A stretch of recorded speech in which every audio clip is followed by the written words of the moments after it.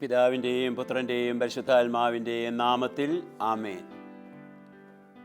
പരിശുദ്ധാത്മാവായ ദൈവമേ, അങ്ങയുടെ അനന്തമായ സ്നേഹവും അഭിഷേകവും ഈ പരിശുദ്ധ നിമിഷങ്ങളിൽ അങ്ങ് വർഷിച്ചാലും ഈ തിരുവചനങ്ങളിലൂടെ അങ്ങ് തന്നെ ഞങ്ങളെ സ്നേഹിക്കുന്നു എന്ന് ഞങ്ങൾ ഏറ്റുപറയുന്നു. ഈ വചനങ്ങൾ ശ്രവിക്കുന്ന മാത്രയിൽ തന്നെ അങ്ങയുടെ സ്നേഹത്തിൻ്റെ ശക്തി ചൈതന്യം ഞങ്ങളെ നവീകരിക്കുകയും വിശുദ്ധീകരിക്കുകയും രൂപാന്തരപ്പെടുത്തുകയും ചെയ്യുന്നു എന്ന് ഞങ്ങൾ വിശ്വസിക്കുന്നു. പരിശുദ്ധാത്മാവേ, ഈ വചനങ്ങൾ ശ്രവിക്കുന്ന ഓരോ മകനെയും മകളെയും അങ്ങ് അനുഗ്രഹിക്കണമേ. അനുതാപവും പാപബോധവും പശ്ചാത്താപവും രക്ഷകനായ ഈശോയിലേക്കുള്ള ഒരു തിരിച്ചുവരവും ഈ വചനം കേൾക്കുന്ന ഓരോ മകനും മകൾക്കും അങ്ങ് പ്രദാനം ചെയ്യണമേ. കഴിഞ്ഞകാല ജീവിതത്തിൽ വന്നുപോയ തെറ്റുകളെയും തിന്മകളെയും കുറിച്ചുള്ള അനുതാപം ഈ മക്കളുടെ ഹൃദയങ്ങളിൽ അങ്ങ് ജ്വലിപ്പിക്കണമേ. കുറ്റബോധവും നിരാശയും എന്നേക്കുമായി ദൂരെ കളഞ്ഞ് പ്രത്യാശയോടും സ്നേഹത്തോടും കൂടി അങ്ങേ പ്രാപിക്കുവാനുള്ള കൃപ ഈ മക്കൾക്ക് ഈ തിരുവചന ശുശ്രൂഷയിലൂടെ അങ്ങ് പ്രദാനം ചെയ്യണമേ. അമ്മേ, പരിശുദ്ധ മറിയമേ, അമ്മയുടെ സ്നേഹം ഞങ്ങൾക്ക് നൽകണമേ. ഈ തിരുവചനങ്ങൾ ശ്രവിക്കുന്ന ഓരോ മകനെയും മകളെയും അമ്മയുടെ വിമല ഹൃദയത്തോട് ചേർത്ത് പിടിക്കണമേ. വചനത്തിൻ്റെ ശക്തി ഇവരിൽ നിവേശിപ്പിക്കുകയും ചെയ്യണമേ. മിശിഹായിൽ അനുഗ്രഹീതരായ സഹോദരീ സഹോദരന്മാരെ, പ്രിയപ്പെട്ട മക്കളെ, ദൈവം എത്രയോ സ്നേഹസമ്പന്നനാണ് എന്നും ദൈവത്തിൻ്റെ കരുണ എത്ര അപാരമാണ് എന്നുമെല്ലാം നമുക്കറിയാം. അവിടുന്ന് അസ്തമിക്കാത്ത കരുണയും അവസാനിക്കാത്ത സ്നേഹവുമായാണ് ഓരോ നിമിഷവും നമ്മുടെ മുമ്പിലായിരിക്കുക എന്നുള്ളതും നമ്മൾ വിശ്വസിക്കുന്ന കാര്യമാണ്. ഓരോ പ്രഭാതത്തിലും പുതിയ പുതിയ കൃപകളുമായാണ് ദൈവം നമ്മുടെ പക്കലേക്ക് വരിക. ഓരോ പ്രഭാതത്തിലും പുതിയ സന്ദേശം നമുക്ക് നൽകുന്ന ദൈവം നമ്മൾ മുന്നോട്ട് പോകുവാൻ, വളരുവാൻ, സന്തോഷത്തോടെ മുന്നോട്ട് പോകുവാൻ ആഗ്രഹിക്കുകയാണ് ചെയ്യുക. ദൈവം നമുക്ക് നമ്മുടെ ജീവിതത്തിൽ അനേക കൃപകൾ വർഷിച്ചിട്ടുണ്ട്. ആത്മീയമായ കൃപകൾ, ഭൗമികമായ കൃപകൾ, സാമ്പത്തികമായ കാര്യങ്ങൾ, വ്യക്തിപരമായ കാര്യങ്ങൾ, മാനസികമായ കുടുംബപരമായ കാര്യങ്ങൾ എന്നിങ്ങനെ ദൈവം നമ്മുടെ ജീവിതത്തിൽ ധാരാളം കൃപകൾ നാം പോലും അറിയാത്ത രീതിയിൽ വർഷിച്ചിട്ടുണ്ട്. ദൈവത്തിൻ്റെ സ്നേഹം അളക്കുവാൻ ആർക്ക് സാധിക്കും? അവൻ്റെ കരുണയുടെ ആഴങ്ങളിലേക്ക് എത്തിച്ചേരുവാൻ ആർക്ക് സാധിക്കും? അവൻ്റെ വിശ്വസ്തതയുടെ വ്യാപ്തിയെ മനസ്സിലാക്കുവാനും ആർക്കും സാധിക്കുന്നതല്ല. അനശ്വരനായ ദൈവത്തിൻ്റെ അനശ്വരമായ ഭാഗ്യം, സന്തോഷം അവിടുന്ന് നമ്മിലേക്ക് തന്നെ വർഷിക്കുകയാണ്. നമുക്ക് ചെയ്യാൻ സാധിക്കുന്നതായ ഒരു കാര്യം, ആ അനന്ത നന്മയായ ദൈവത്തെ ആത്മാവിൽ കാണുവാനും അറിയുവാനും സ്നേഹിക്കുവാനും സാധിക്കുമെങ്കിൽ അത് വലിയ കാര്യമാണ്. ദൈവമേ, അങ്ങയുടെ അനന്ത നന്മയ്ക്ക്, അനന്തമായ സ്നേഹത്തിന് ഞാൻ നന്ദി പറയുന്നു എന്ന് പറഞ്ഞുകൊണ്ട് നന്ദിയുടെ തിരുവചനം, നന്ദിയുടെ ഈരടികൾ നമ്മുടെ ഹൃദയങ്ങളിൽ നിന്ന് നമുക്ക് പുറത്തു വിടുവാൻ സാധിക്കുമെങ്കിൽ അതും വലിയ കാര്യമാണ്. ദൃശ്യമനോഹരമായി പ്രപഞ്ചത്തിൻ്റെ നടുവിൽ നിന്നുകൊണ്ട് ദൈവത്തെ ആരാധിക്കുന്ന ഒരു ആരാധകനായി മാറുന്നതും വലിയ കാര്യമാണ്. നിത്യം സ്നേഹിക്കുന്ന ദൈവത്തെ ഉപാസിക്കുന്നതും ഒരു നിത്യ ഉപാസകനായി മാറുന്നതും അതും വലിയ കാര്യം തന്നെയാണ്. എന്നാൽ നമ്മുടെ ജീവിതത്തിലേക്ക് നമ്മളൊന്ന് കടന്നു വരുമ്പോഴേ ദൈവം നമ്മിലേക്ക് വർഷിച്ചിരിക്കുന്ന അനേക അനുഗ്രഹങ്ങളുടെ അതിൻ്റെ മൂല്യം പലപ്പോഴും നമ്മൾ മനസ്സിലാക്കാതെ പോകുന്നുണ്ട്. മത്തായി അറിയിച്ച സുവിശേഷത്തിലെ 7-ാമത്തെ അധ്യായത്തിൽ 6-ാമത്തെ തിരുവചനം പറയുന്നുണ്ട്. മത്തായി അറിയിച്ച സുവിശേഷം 7-ാമത്തെ അധ്യായത്തിൽ 6-ാമത്തെ വചനം പറയുന്നുണ്ട്, വിശുദ്ധമായത് നിങ്ങൾ നായ്ക്കൾക്ക് കൊടുക്കരുത്. വിശുദ്ധമായത് നായ്ക്കൾക്ക് കൊടുക്കരുത്. നിങ്ങളുടെ മുത്തുകൾ നിങ്ങൾ പന്നികളുടെ മുമ്പിലേക്ക് വലിച്ചെറിയരുത്. അവ അത് ചവിട്ടിക്കളയുകയും തിരിഞ്ഞ് നിങ്ങളെ ആക്രമിക്കുകയും ചെയ്യും. ഇതാണ് ഈശോ നമ്മുടെ മുമ്പിൽ അവതരിപ്പിക്കുന്ന കാര്യം. ഇന്നത്തെ നമ്മുടെ ധ്യാന ചിന്തയ്ക്ക്, നമ്മുടെ പഠന ചിന്തയ്ക്ക് ദൈവത്തിൻ്റെ പരിശുദ്ധാത്മാവ് ഈ വചനം തരികയാണ്. ഈ വചനത്തിൻ്റെ ആന്തരികതയിലേക്ക് നമ്മളൊന്ന് കടന്നു പോവുകയാണ്. വിശുദ്ധമായത് നായ്ക്കൾക്ക് കൊടുക്കരുത്. ജീവിതത്തിൽ പലപ്പോഴും വിശുദ്ധമായത് നഷ്ടപ്പെടുത്തിയതിന് ശേഷം ജീവിതത്തിൻ്റെ അവസാനം വരെ വിലപിച്ചും സങ്കടപ്പെട്ടും ദുഃഖിച്ചും നിരാശപ്പെട്ടും കഴിഞ്ഞു പോകുന്നവരുണ്ട്. വിശുദ്ധമായത് കൊടുത്തതിൻ്റെ ഫലമായിട്ട് മൂല്യം, ദൈവം തന്നിരിക്കുന്നവരുടെ മൂല്യം നമ്മൾ മനസ്സിലാക്കാത്തത് കൊണ്ടാണ് ഇതുപോലെ സംഭവിക്കുക.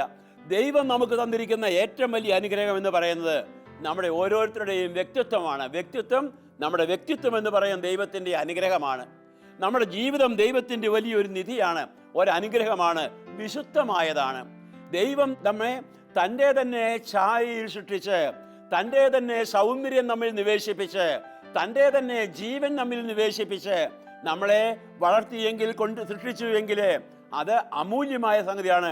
നമ്മുടെ ഐഡന്റിറ്റി, നമ്മുടെ തനിമ തന്നെ വലിയ ഒരു കാര്യമാണ്. ഈ ചൈതന്യമാണ് വാസ്തവം പറഞ്ഞാൽ നഷ്ടപ്പെട്ടു പോകുന്നത്. പലപ്പോഴും നമ്മൾ ഈ വിശുദ്ധമായവ നായ്ക്കൾക്ക് ഇട്ടുകൊടുക്കും. ഉൽപ്പത്തിയുടെ പുസ്തകത്തിൽ ആരംഭത്തിലേക്ക് നമ്മൾ വരുമ്പോൾ കാണുന്നുണ്ട്, ദൈവം എന്തുമാത്രം സ്നേഹിച്ച വ്യക്തികളാണ് മനുഷ്യരെന്ന് പറയുക. ലോകത്തിലെ പലതിനെയും അവിടുന്ന് സൃഷ്ടിച്ചു. മനുഷ്യനെ സൃഷ്ടിക്കുമ്പോൾ അവിടുന്ന് പറയുന്നത്, ഇനിയും നമുക്ക് മനുഷ്യനെ നമ്മുടെ ഛായയിൽ തന്നെ സൃഷ്ടിക്കാമെന്ന്.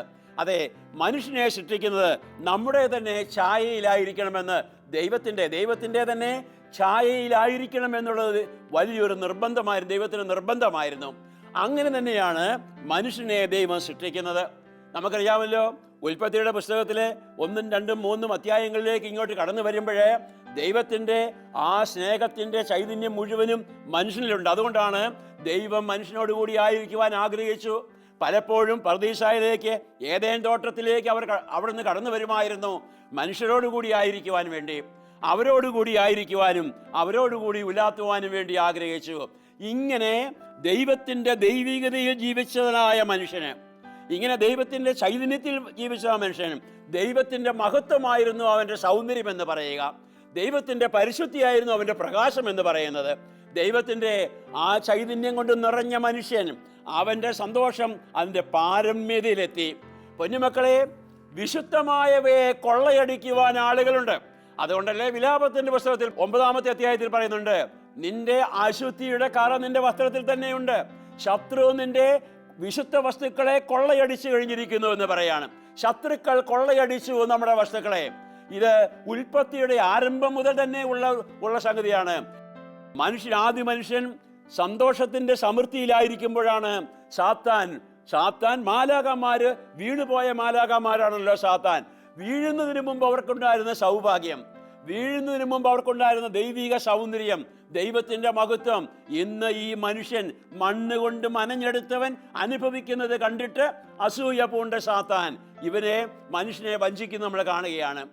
ആ സാത്താന്റെ മുമ്പിലാണ് വാസ്തവം പറഞ്ഞാല് ഉൽപ്പത്തി പുസ്തകത്തിൽ 3-ാമത്തെ അധ്യായത്തിൽ കാണുന്നുണ്ട്, വിശുദ്ധമായത് ആ സാത്താൻ, ആ നായയുടെ മുമ്പിലെ, ആ സർപ്പത്തിന്റെ മുമ്പിലെ ഔവ വലിച്ചെറിയുന്നത് കാണുകയാണ്. വിശുദ്ധമായത് ആ സർപ്പത്തിന് മുമ്പിൽ, അതായത് ദൈവത്തെക്കുറിച്ച് ചോദിക്കുന്നുണ്ട്, സർപ്പം ചോദിക്കുന്നുണ്ട്, ഈ വൃക്ഷത്തിന്റെ ഫലം കഴിക്കരുതെന്ന് ദൈവം പറഞ്ഞിട്ടുണ്ടോ? ഉണ്ട് എന്നുള്ളതായ, അതിനു പകരം ഭക്ഷിക്കരുതെന്ന് മാത്രമല്ല തൊടുക പോലും ചെയ്യരുത് എന്ന് പറഞ്ഞുകൊണ്ട് വിശുദ്ധമായ ദൈവത്തിന്റെ വചനത്തെ അവൾ അവിടെ വളച്ചൊടിക്കുകയാണ് ചെയ്യുക. പൊന്നുമക്കളെ, വിശുദ്ധമായവയെ നായ്ക്കൾക്ക് ഇട്ടുകൊടുക്കുന്നതിന്റെ ചരിത്രം ഉൽപ്പത്തിയോളം തന്നെ ചരിത്രമുണ്ട്. കഴിഞ്ഞ ആഴ്ചയിലെ ഒരു പെൺകുട്ടി, ഒരു യുവതി വന്ന് പറയുകയായിരുന്നു, 23 വർഷമായി വിവാഹം കഴിച്ചിട്ട്, ഈ 23 വർഷമായിട്ട് ഇതുവരെയായിട്ട് ഒരു സന്തോഷം എനിക്ക് അനുഭവിക്കാൻ സാധിച്ചിട്ടില്ല എന്ന്. ഞാൻ ചോദിച്ചു, ആ വിവാഹം എങ്ങനെയാ, പ്രേമവിവാഹമായിരുന്നു എന്ന് ചോദിച്ചപ്പോൾ പറയായിരുന്നു, അതെ, പ്രേമവിവാഹമായിരുന്നു എന്ന്. പ്രേമവിവാഹത്തിൽപ്പെട്ടതാണ്. അതിന് ഞാൻ ചോദിച്ചു, 23 വർഷമായിട്ടും എന്തുകൊണ്ട് അത് പരിഹരിച്ചില്ല, ആ നഷ്ടപ്പെട്ടതിന് അല്ലെങ്കിൽ സന്തോഷത്തെ വീണ്ടെടുക്കാനായിട്ട് സാധിച്ചില്ല ചോദിക്കുമ്പോഴേ അവൾ പറഞ്ഞത്, അതായത് ആ പ്രേമം ആരംഭിച്ചപ്പോൾ തന്നെ മാതാപിതാക്കന്മാരെ അവളുടെ വിദ്യാഭ്യാസത്തെ കട്ട് ചെയ്തു. കോളേജിൽ പോയി പഠിക്കുന്ന പരിപാടി ഇനി വേണ്ട, അങ്ങനെ കട്ട് ചെയ്തു. ഓരോ കാര്യങ്ങൾ അങ്ങനെ കട്ട് ചെയ്യാണ്. അവസാനം വീട്ടിൽ നിന്ന് ഇറങ്ങിപ്പോരുകയാണ്. വിശുദ്ധമായവ നായ്ക്കൾക്ക് ഇട്ടുകൊടുത്തു. അവിടെ മാതാപിതാക്കന്മാര്, സ്നേഹിച്ച മാതാപിതാക്കന്മാര്, സംരക്ഷിച്ച മാതാപിതാക്കന്മാര്, വിശുദ്ധീകരിച്ച മാതാപിതാക്കന്മാര്, തീറ്റിപ്പോറ്റിയ മാതാപിതാക്കന്മാര് ആ വിശുദ്ധമായവയെ പന്നികളുടെ പട്ടികളുടെ മുമ്പിലേക്ക് എന്ന രീതിയിൽ ഇട്ടിട്ട് അവൾ ഈ യുവാവിന്റെ പുറകെ ഇറങ്ങിപ്പോന്നതായ അവളെ സ്വീകരിക്കുവാൻ യുവാവിന്റെ വീട്ടുകാർ തയ്യാറായില്ല. നോക്കിക്കേ, ട്രാജഡി, ദുരന്തം വരുന്നത് എങ്ങനെയാ നോക്കുക. വിശുദ്ധമായവ തള്ളിക്കളഞ്ഞിട്ട് പോയ ആ വ്യക്തിയുടെ ആ 23 വർഷമായി, ഇന്നും 23 വർഷമായിട്ടും ഒരു സന്തോഷം എന്തെന്നറിയാതെ ആകപ്പാടെ മ്ലാനവദനയായിരിക്കുന്ന യുവതിയാണ്, എല്ലാം നഷ്ടപ്പെട്ടവള്. പൊന്നുമക്കളെ, ഞാൻ പറയുന്നത്, ആ മാതാപിതാക്കന്മാരുടെ സ്നേഹം എന്ന് പറയുന്നത് വിശുദ്ധമായിരുന്നു, മാതാപിതാക്കന്മാരുടെ പരിലാളന എന്ന് പറയുന്നത് വിശുദ്ധമായിരുന്നു, മാതാപിതാക്കന്മാരുടെ സംരക്ഷണം എന്ന് പറയുന്നത് വിശുദ്ധമായിരുന്നു.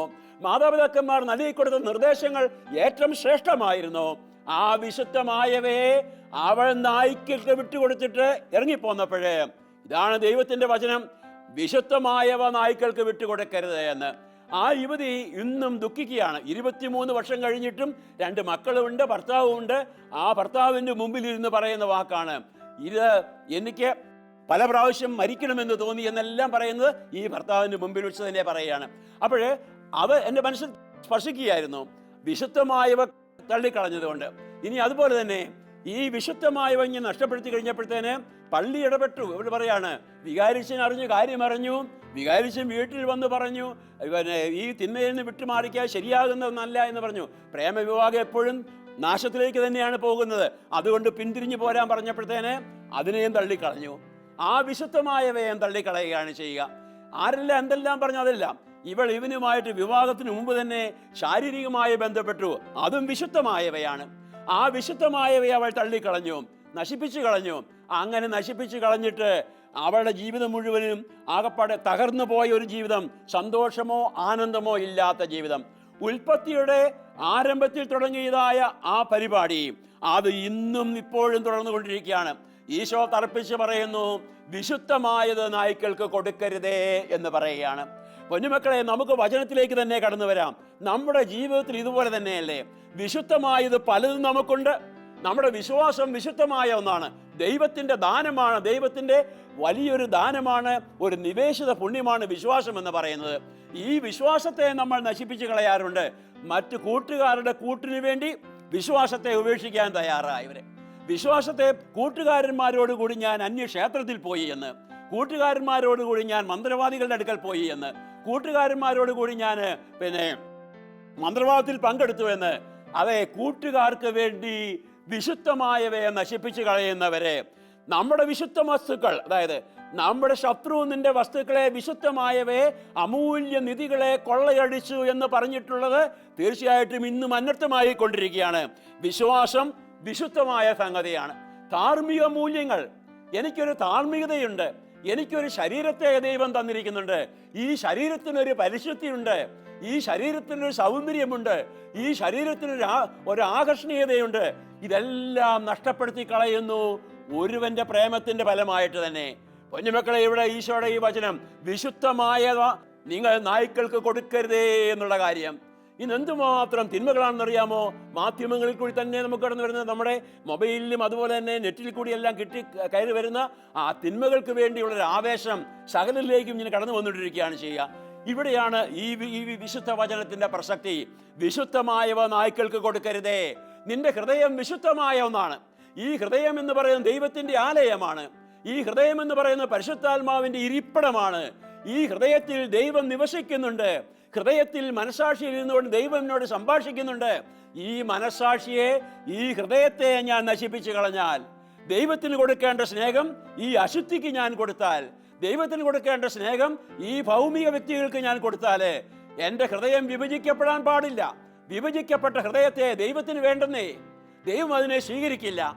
അപ്പോഴേ വിശുദ്ധമായത്, നിന്റെ ഹൃദയം വിശുദ്ധമായതാണ്, അതൊരിക്കലും നഷ്ടപ്പെടുത്തി കളയരുത്. അത് ദൈവത്തിന് വേണ്ടിയുള്ളതാണ്. ദൈവം നമ്മുടെ ഹൃദയത്തിൽ നിറങ്ങിപ്പോയാൽ സാത്താൻ അവിടെ കയറും. വിശുദ്ധമായവയെ നമ്മുടെ ഹൃദയത്തിൽ തട്ടിക്കളഞ്ഞാൽ അവിടെ അശുദ്ധിയുടെ പൂർണ്ണതയായ സാത്താൻ ഇരച്ചു കയറുമെന്നുള്ളതിന് സംശയമില്ല. അപ്പോഴേ വിശുദ്ധമായത് നായ്ക്കൾക്ക് കൊടുക്കരുത് എന്നുള്ളതായ വചനം നാം കാണുന്നുണ്ട്. ന്യായാധിപന്മാരുടെ പുസ്തകത്തിൽ 16-ാമത്തെ അധ്യായത്തിൽ നമ്മൾ കാണുന്നുണ്ട്, സാംസൺ എന്ന് പറയുന്ന ന്യായാധിപൻ, ദൈവം എന്തുമാത്രം അവനെ സ്നേഹിച്ചു. അവൻ്റെ മാതാപിതാക്കന്മാരുടെ പ്രാർത്ഥന കേട്ടു. ഈ സാംസണിന് ജന്മം നൽകി. പരിശുദ്ധാത്മാവിന്റെ ശക്തമായ അഭിഷേകമുണ്ടായിരുന്നു. ദൈവത്തിന്റെ ശക്തി അവനുണ്ടായിരുന്നു. അവന്റെ പ്രാർത്ഥനയ്ക്ക് ശക്തിയുണ്ടായിരുന്നു. 20 നീണ്ട വർഷങ്ങൾ അവൻ ദൈവത്തിന്റെ ജനത്തെ ന്യായം വിധിച്ചുകൊണ്ടിരുന്ന ന്യായാധിപനായിരുന്നു ഈ സാംസൺ എന്ന് പറയുന്ന വ്യക്തി.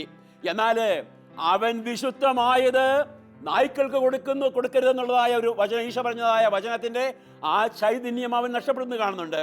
അവൻ ഒരിക്കലും വേദപുസ്തകത്തിൽ പറയുന്നുണ്ട്, ന്യായാധിപന്മാരുടെ പുസ്തകത്തിൽ 13, 14, 15, 16 അധ്യായങ്ങളിലെല്ലാം വ്യക്തമായി തന്നെ കാണുന്നുണ്ട്. അവൻ വീട്ടിൽ പുറത്തേക്ക് ഇറങ്ങിയപ്പോഴേ ഒരു സിംഹം അവനെ ആക്രമിക്കാൻ വന്നു. ആ സിംഹത്തെ അവൻ പിടിച്ചു, ഒരു കുഞ്ഞാടിനെ കീറുന്നത് പോലെ അവൻ വലിച്ചങ്ങ് കീറി ദൂരെ എറിഞ്ഞു.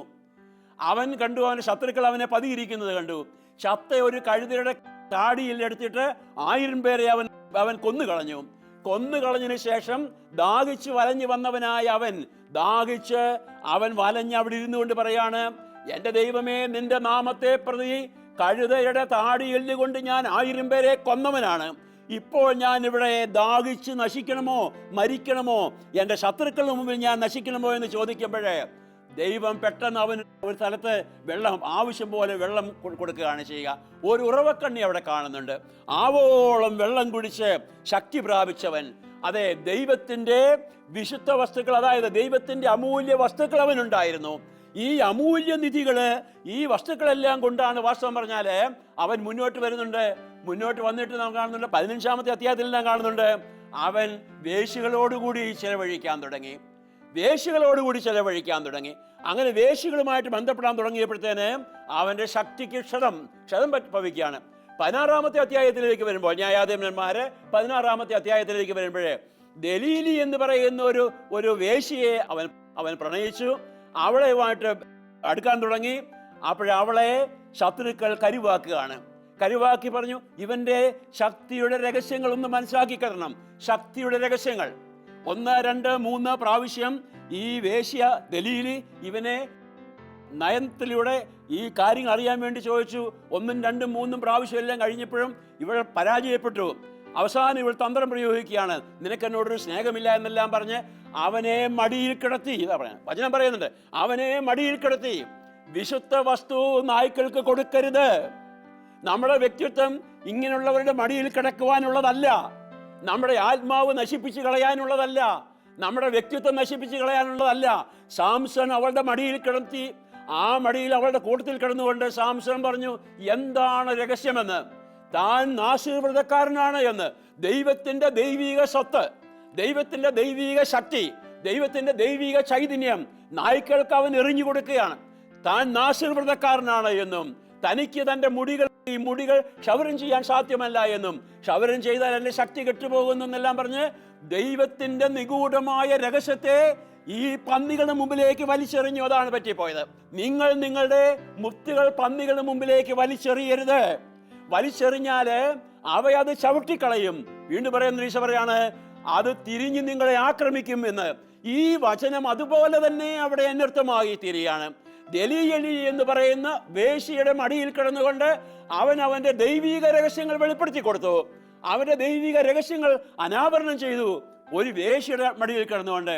ദൈവമേ, അങ്ങ് നൽകുന്ന ദൈവിക രഹസ്യങ്ങൾ പാലിക്കാനുള്ള കൃപയും ശക്തിയും അങ്ങയുടെ പുരോഹിതന്മാർക്ക്, അങ്ങയുടെ മക്കൾക്ക്, അങ്ങയുടെ ശുശ്രൂഷകൾക്ക് അങ്ങ് നൽകണമേ. അങ്ങ് തന്നെ അത് സംരക്ഷിക്കണമേ എന്ന്. നമുക്ക് വചനത്തിലേക്ക് തന്നെ കടന്നു വരാം. ഈ വ്യക്തി, അതായത് സാംസൺ, അവന്റെ അമൂല്യ വസ്തുക്കള്, അവന്റെ അമൂല്യ നിധി, ആ മുത്തുകൾ വലിച്ചെറിയുകയാണ്. അതിന്റെ പരിണിതഫലം എന്തായിരുന്നു? അവന് വീഞ്ഞു കുടിച്ചു, അവൻ ലക്ക് കെട്ടു, അവൻ തിന്മകളെല്ലാം ചെയ്തു. അതായത് അവൻ ഉറങ്ങിക്കിടന്നപ്പോഴേ അവന്റെ ആ നാശീർവ്രതക്കാരനായ അവന്റെ മുടിച്ചുള്ളികൾ ക്ഷൗരം ചെയ്തു. അവന് ശക്തി കെട്ടുപോയി. ശക്തി കെട്ടുപോയവനായ അവൻ പിടികൂടപ്പെട്ടു, ബന്ധിതനായി, വലിച്ചിഴക്കപ്പെട്ടു. അവന്റെ കണ്ണുകൾ ചുഴന്നെടുത്തു. നോക്കിയേ, തിരിഞ്ഞാക്രമിക്കും എന്ന് പറഞ്ഞ വചനം.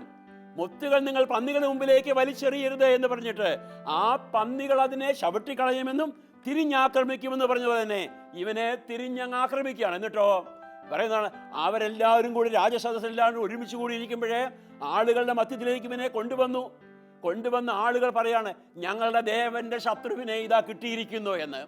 പരിഹസിക്കണം, അവനെ അപമാനിക്കണം, അവൻ ഓരോ കാര്യങ്ങൾ കാണിച്ചു തരട്ടെ, സന്തോഷിക്കണം എന്നെല്ലാം പറഞ്ഞ് അങ്ങനെ ഇരിക്കുമ്പോഴാണ് വീണ്ടും സാംസൺ പറയുന്നുണ്ട്, ദൈവമേ എന്നോട് കരുണയായിരിക്കണമേ എന്ന്. ദൈവമേ എന്നോട് കരുണയായിരിക്കണമേ എന്ന് പറഞ്ഞ് പ്രാർത്ഥിക്കുന്നുണ്ട്. ദൈവം അവനോട് കരുണ കാണിക്കുന്നുണ്ട്. പൊന്നുമക്കളെ, ഞാനിത് പറയുമ്പോഴേ നിങ്ങളുടെ മനസ്സിനെ ഞാൻ കുത്തുന്നില്ല, നിങ്ങളുടെ മനസ്സാക്ഷിയെ ഞാൻ കീറി മുറിക്കുകയല്ല ചെയ്യുന്നത്. പാപത്തിന്റെ ഭാരം എന്ന് പറയുന്നത് ദൈവസ്നേഹത്തിന് മുമ്പിൽ മഞ്ഞ് പോലെ അലിഞ്ഞു പോകുന്ന സംഗതിയാണ്. അനുതാപത്തോടും പശ്ചാത്താപത്തോടും കൂടി നമ്മുടെ പാപത്തെ ഓർത്ത് നമ്മൾ ഓർത്ത് കരയുമ്പോഴേ, കുഞ്ഞുമക്കളെ, നമ്മുടെ പാപങ്ങൾക്ക് മോചനമുണ്ടെന്ന് വിശുദ്ധ വസ്തുക്കൾ നായ്ക്കൾക്ക് എറിഞ്ഞു കൊടുത്തിട്ടുണ്ട് എങ്കിൽ നാം ഇന്ന് തിരിഞ്ഞ് ദൈവത്തോട് ചോദിക്കുകയാണ്, ദൈവമേ നീ എന്നോട് ക്ഷമിക്കണമേ എന്ന് പറഞ്ഞാൽ യേശുവിൻ്റെ നാമത്തിൽ ക്ഷമിക്കുന്ന നല്ല ദൈവം നമുക്കുണ്ടെന്നേ. യൂദാസ് ഈശോയെ ഒറ്റിക്കൊടുത്തു. ഈശോയെ ഒറ്റിക്കൊടുത്തത് യൂദാസിന്റെ കയ്യിൽ 30 വെള്ളിത്തുട്ടുകൾ. ഒരടിമയ്ക്ക് കൊടുക്കുന്ന പൈസ പോലും ഇല്ല 30 വെള്ളിത്തുട്ട എന്ന് പറയുന്നത്. എന്നിട്ടും ഈശോ അവനെ മാനസാന്തരത്തിലേക്ക് നയിക്കുകയാണ്. യൂദാസെ എന്നുള്ള പേര് വിളി തന്നെ അനുനയത്തിലേക്കുള്ളതാണ്, സ്നേഹത്തിലേക്കുള്ളതാണ്, അനുതാപത്തിലേക്കുള്ളതായ വിളി. അവനത് നിരസിക്കുകയാണ് ചെയ്യുക. പൊന്നുമക്കളെ, ഞാനിത് പറയുന്നത് ഇതൊന്നും നമ്മുടെ മനസ്സിനെ പേടിപ്പിക്കുകയോ ഭീഷണിപ്പെടുത്തുകയല്ല ചെയ്യുന്നത്. മറിച്ച് നമുക്ക് അനുദപിച്ച് ദൈവത്തിന്റെ പക്കലേക്ക് തിരിച്ചു പോകണം. ഞാൻ താമസിന്റെ കാര്യം പറഞ്ഞല്ലോ, അവന് ദൈവത്തോട് പ്രാർത്ഥിക്കുന്ന പ്രാർത്ഥനയുണ്ട്. ഒരു നേരമെങ്കിലും, ഒരു നിമിഷമെങ്കിലും എനിക്ക് നീ നിന്റെ ശക്തി തരണം, എനിക്ക് ഇവരോട് പ്രതികാരം ചെയ്യാനെന്ന്. ഇവരോട് പ്രതികാരം ചെയ്യാൻ ഞാനൊരു കാര്യം പറയട്ടെ നിങ്ങളോട്. ഒരുപക്ഷെ നിങ്ങൾ നിങ്ങളുടെ അമൂല്യമായ വിശുദ്ധ വസ്തുക്കൾ നായ്ക്കൾക്ക് കൊടുത്തവരാകാം. ഒരുപക്ഷെ നിങ്ങൾ നിങ്ങളുടെ മുത്തുകൾ പന്നികൾക്ക് വലിച്ചു കൊടുത്തതാകാം. പന്നികൾ അതിനെ ചവിട്ടി തേച്ച് കളഞ്ഞിട്ടുണ്ടാകാം. ഈ പന്നികൾ നിങ്ങളെ തിരിച്ച് ആക്രമിച്ചിട്ടുണ്ടാകാം. എങ്കിൽ പോലും നമുക്ക് രക്ഷയുണ്ട് മക്കളെ, എങ്കിൽ പോലും നമുക്ക് രക്ഷയുണ്ട്. പഴയ നിയമത്തിൽ സാംസന് ഒരു രക്ഷയുടെ ചൈതന്യത്തിലേക്ക് കടന്നു വരാൻ സാധിച്ചില്ല എങ്കിൽ പുതിയ നിയമത്തിലെ മക്കളായ നമുക്ക് യേശുക്രിസ്തു ഉണ്ടെന്നേ. അവൻ നമ്മുടെ പാപങ്ങൾക്ക് വേണ്ടി മരിച്ചവനാണ്, നമ്മുടെ അവിശ്വസതയ്ക്ക് വേണ്ടി മരിച്ചവനാണ്, നമ്മുടെ ഇല്ലായ്മയ്ക്ക് വേണ്ടി, നമ്മുടെ തെന്മകൾക്ക് വേണ്ടി മരിച്ചവനാണ്. അവൻ്റെ രക്തം നമ്മുടെ പാപങ്ങൾക്ക് മോചനം തന്നു. അവൻ്റെ രക്തം വഴിയായിട്ട് നമ്മൾ രക്ഷ പ്രാപിച്ചവരാണ്. നമുക്ക് രക്ഷയുണ്ട്, നമുക്ക് മോചനമുണ്ട്. നമുക്ക് വീണ്ടും വചനത്തിലേക്ക് വരാം. നമ്മുടെ അമൂല്യമായ വിശുദ്ധ വസ്തുക്കൾ നമ്മൾ ഒരുപക്ഷെ ഇതുപോലെ തന്നെ ആയിരിക്കാം, ആക്രമിക്കപ്പെട്ടവരായിരിക്കാം.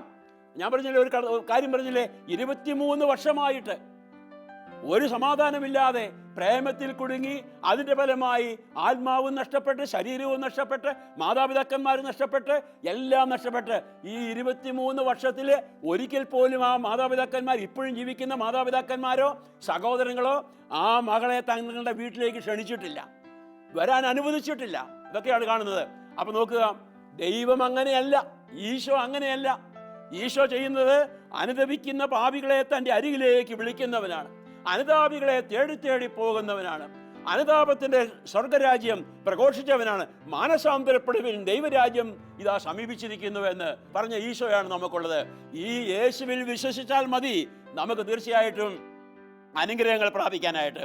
അപ്പോൾ വിശുദ്ധമായവ നമുക്ക് ധാരാളമുണ്ട്. ഞാൻ സൂചിപ്പിച്ചല്ലോ, വിശ്വാസമുണ്ട്, നമ്മുടെ വിളിയുണ്ട്. വിവാഹിതരായ ദമ്പതികൾ പ്രത്യേകം ഓർക്കണം, നിന്റെ ഭർത്താവ് എന്ന് പറയുന്ന അമൂല്യ നിധിയാണ്, അമൂല്യ വസ്തുവാണ്. നിന്റെ ഭാര്യ എന്ന് പറയുന്ന അമൂല്യ വസ്തുവാണ്. നിന്റെ മക്കൾ എന്ന് പറയുന്നത്, മാതാപിതാക്കൾ എന്ന് പറയുന്ന അമൂല്യ വസ്തുവാണ്. പൗരോഹിത്യം എനിക്ക് അമൂല്യമാണ്, അമൂല്യ വസ്തുവാണ്. ഞാനിതിനെ നഷ്ടപ്പെടുത്തിയിട്ടുണ്ടെങ്കിൽ ഈ നിമിഷം എൻ്റെ ദൈവം എന്നോട് ക്ഷമിക്കണമേ എന്ന് പറഞ്ഞ് പ്രാർത്ഥിച്ചാൽ എനിക്ക് അതിൻ്റെ അനുഗ്രഹങ്ങൾ തരുന്ന ദൈവമാണ് ഇന്നുള്ളത്. ഈ ഒരു വിശ്വാസമാണ് നമുക്കുണ്ടായിരിക്കേണ്ടത്. പൊന്നുമക്കളെ, കരുണാവർഷത്തിൽ ദൈവത്തിൻ്റെ കരുണയിലേക്ക് നമ്മൾ തിരിച്ചു വരിക. നമ്മൾ നഷ്ടപ്പെടുത്തി കളഞ്ഞതായ ഈ അനുഗ്രഹങ്ങൾ, ഇവയെ നമുക്ക് തീർച്ചയായിട്ടും തിരിച്ചെടുക്കാനുള്ളതായ ചൈനുണ്ടാകട്ടെ. പൗലോസ് തിമോഥെക്ക് എഴുതിയ 1-ാമത്തെ ലേഖനത്തിലെ 5-ാമത്തെ അധ്യായത്തിൽ 6-ാമത്തെ തിരുവചനം വിധവകളെ കുറിച്ച് പറയുന്ന വചനമാണ്. അവിടെ പറയുന്നുണ്ട്, ഏകാകിനിയായ വിധവ എന്താ ചെയ്യുന്നറിയാമോ? അവൾ ഏകയായിരുന്ന് പ്രാർത്ഥനയിലൂടെ, ധ്യാനത്തിലൂടെ, ജാഗ്രതയിലൂടെ ദിനരാത്രങ്ങൾ ചെലവഴിക്കുന്നു. എന്നാൽ സുഖഭോഗങ്ങളിൽ മുഴുകിയിരിക്കുന്നവളാകട്ടെ അവൾ ജീവിച്ചിരിക്കെ മരിച്ചവളാണ് എന്ന്. സുഖഭോഗങ്ങളിലായിരിക്കുന്നവൾ. പൊന്നുമക്കളെ, സുഖഭോഗങ്ങൾക്ക് വേണ്ടി വിൽക്കപ്പെടുവാനുള്ളവരല്ല നമ്മൾ. ഈ ലോകത്തിൽ ഒത്തിരി സുഖങ്ങളും സുഖഭോഗങ്ങളുമായിട്ട് വരും. ലോകം നമ്മളെ മാടി വിളിക്കുകയാണ്, ലോകം നമ്മെ മാടി വിളിക്കുകയാണ്. ആ സുഖത്തിന്, ഈ സന്തോഷത്തിന്, ആ കൂട്ടിന്, ആ ബന്ധത്തിന്, ഈ ബ്ലൂ ഫിലിമിന്, ഇങ്ങനെ സുഖത്തിന് വേണ്ടി, സന്തോഷത്തിന് വേണ്ടി, ഓരോന്നിനു വേണ്ടി കൂട്ടുകാർ നമ്മളെ മാടി വിളിക്കുമ്പോഴേ ഇവിടെ നമുക്ക് പറയണം, ജീവിച്ചിരിക്കുമ്പോൾ തന്നെ മരിച്ചവളെ പോലെ ആകേണ്ടവളല്ല ഞാൻ. മറിച്ച് പ്രാർത്ഥനയിലൂടെയും ഏകാന്തതയിലൂടെയും തപസ്സിലൂടെയും ദിനരാത്രങ്ങൾ ചെലവഴിക്കുന്ന വിധവകളെ പോലെ, യോഗികളെ പോലെ ആയിരിക്കുവാൻ ഉള്ളതായ ഒരു ധർമ്മം, ഒരു ഉത്തരവാദിത്വം എനിക്കുണ്ട്. ഒരു പുതിയ ഉടമ്പടിയിലേക്ക് നല്ലവനായ ദൈവം നമ്മെ ക്ഷണിക്കുകയാണ്. നമുക്ക് പ്രാർത്ഥിക്കാം. കാരുണ്യവാനായ കർത്താവ് നമ്മെ ശക്തമായി അനുഗ്രഹിക്കട്ടെ. ഒരു പുതിയ കൃപ നമുക്ക് ലഭിക്കട്ടെ. സർവശക്തനായ ദൈവമേ, അങ്ങ് പറഞ്ഞ വചനം ഞാൻ വീണ്ടും വീണ്ടും ഓർക്കുകയാണ്. വിശുദ്ധ വസ്തുക്കളെ നായ്ക്കൾക്ക് എറിഞ്ഞു കൊടുക്കരുതെന്ന്, മുത്തുകൾ പന്നിയുടെ മുമ്പിലേക്ക് എറിയരുത് എന്ന്. അവ അതിനെ ചവിട്ടി മെതിച്ചേക്കാം, പിന്തിരിഞ്ഞ് നിങ്ങളെ ആക്രമിച്ചേക്കാമെന്ന്. ഈ വചനത്തെ ഞാൻ സർവാത്മന സ്വീകരിക്കുന്നു. എൻ്റെ കഴിഞ്ഞകാല ജീവിതത്തിൽ എനിക്ക് എന്തെങ്കിലും വീഴ്ച വന്നിട്ടുണ്ടെങ്കിൽ ഞാൻ നിരാശപ്പെടുന്നില്ല. അവസാനമായി ഞാൻ ഈ ബലിയുടെ ജീവിതത്തിലേക്ക് കടന്നു വരികയാണ്. എന്നെ മുഴുവനും ഒരു ബലിയായ ഞങ്ങളുടെ കരങ്ങളിലേക്ക് അർപ്പിക്കുന്നു. അനുദിന ദിവ്യ ബലിയിൽ ഞാൻ ബലി അർപ്പിക്കുമ്പോൾ എൻ്റെ ബലഹീനത മുഴുവനും ഏറ്റുപറഞ്ഞുകൊണ്ട് ഇതാ ഒരു പുതിയ ഉടമ്പടിയിലേക്ക് ഞാൻ വരികയാണ്. എന്നെ അങ്ങ് ഒരിക്കലും തള്ളിക്കളയരുതേ. അങ്ങയുടെ രക്തം വഴി എനിക്ക് ധൈര്യമുണ്ട്, വിശുദ്ധ സ്ഥലത്ത് പ്രവേശിക്കാമെന്നുള്ള ധൈര്യമുണ്ട്. ആ ബലം എനിക്ക് എന്നും ഉണ്ടായിരിക്കട്ടെ. നമ്മുടെ കർത്താവ് ഈശോ മിശിഹായുടെ കൃപയും പിതാവായ ദൈവത്തിൻ്റെ സ്നേഹവും പരിശുദ്ധാത്മാവിന്റെ സഹവാസവും നിങ്ങളോട് കൂടി ഉണ്ടായിരിക്കട്ടെ, ഇപ്പോഴും എപ്പോഴും എന്നേക്കും.